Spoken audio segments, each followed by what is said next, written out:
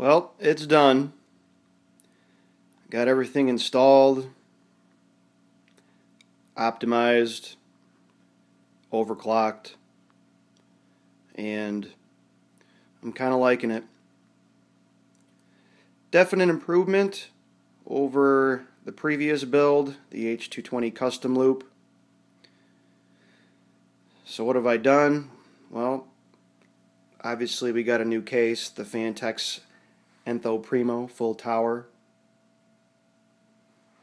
with some LED lighting on the fans and the side there. Plenty of room, very water cool friendly. I like how the PSU's in the back. And that's going to allow for all kinds of radiator space. In terms of radiators, I went with a 420 at the top and a 280 in the bottom. Why did I go that route? Well, because the case itself comes with 5 of the Phanteks 140mm high static pressure fans. 5 of them. So I figured I could use those on the radiators. Because if I went, I could have gone with the 480 at the top and a 240 at the bottom. I already have one SP120, so that means I would have had to bought 5 more SP120s, which is about $100. So I saved $100 by using the fans that came with it. Interestingly enough, when I got the case and I installed the fans and the radiators, so I had, 3 at the top and 2 at the bottom, and then included the 2 LED fans. I actually had these at the top on the radiator. One of the LED fans that I put up there was knocking against the frame so bad I thought something was going to explode, so that wasn't going to work. I tried everything, a lot of trial and error with moving the fan, loosening the fan, turning the fan. I just couldn't get the thing to quiet down. So I moved the 2 LED fans back to the front, and I put, because I have about 5 of these things laying around, the Fractal Design Silent Series 140mm, as I throw it across the room. So I put 2 of those at the top here instead of the 2 Phanteks LED fans. And that was okay, I guess. But the problem with fans that are not PWM, if they get below a certain voltage or RPM, they start to make noise. The motor does. And that was getting kind of irritating. Because in the BIOS, I set the PWM control down to like 12.5% or something like that. And a couple of the fans just didn't like that low RPM. By the way, there is a PWM fan controller that's built into the case. And you can plug in non-PWM fans to that controller, and it will control them PWM. The only problem is non-PWM fans don't like to operate at low RPM and get some funny noises coming out of them. So I ended up just ordering 2 new Phanteks 140mm fans and popping those in the top.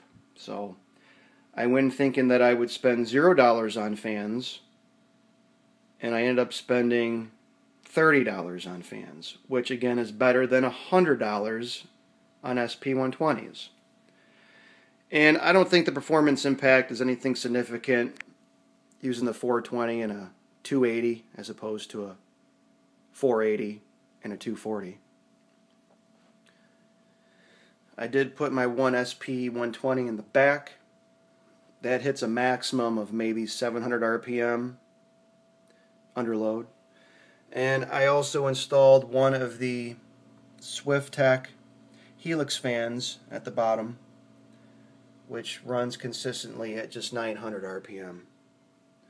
So just trying to optimize this thing for positive air pressure, which I think I achieved. And by the way, the Phanteks fans, the 140mm, they idle at 550 RPM, and they max out at about 750 RPM under load. So the whole thing's pretty quiet under load. In terms of temperatures, the 4670k is hitting a max temperature of 65, 66 degrees at 4.5 gigahertz. The GTX 780 Ti depending on the application, may hit a maximum of 44 to 47 C in terms of max temperature. So overall, going from the H220 custom loop with 3 times 120 millimeter radiator space to 5 times 140 millimeter radiator space, I saw about a good 6-degree drop overall. Was it worth it?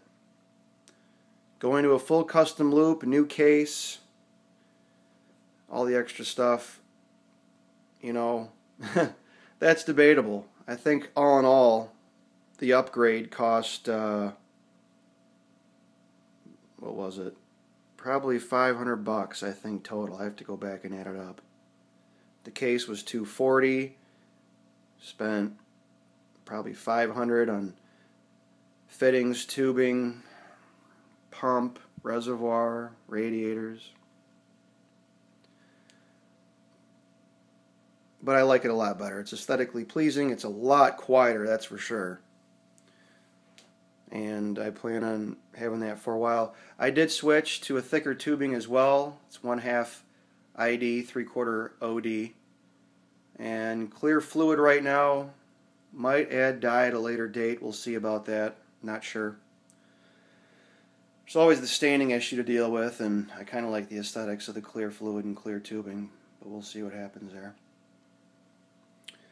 Right now I'm just rocking a single monitor because I'm moving at the end of the month. My IKEA full modular desk is broken down. My other monitors are boxed up, so I'm anxious to get back to my old setup with multiple monitors. I'll be able to twist this thing to the side, hopefully. Well, of course I will, because as it is, I feel like I'm sitting next to a wall. Excited for Windows 10 DirectX 12 upgrade. At that point, I may switch to a 4790K as well. So, some things happening. 2015 in the tech world. Looking forward to it. But anyway, that's going to be it for this video. I plan to add or upload more videos as new hot titles come out. So keep an eye out for that. Alright guys, thanks for watching. Talk to you later. Bye.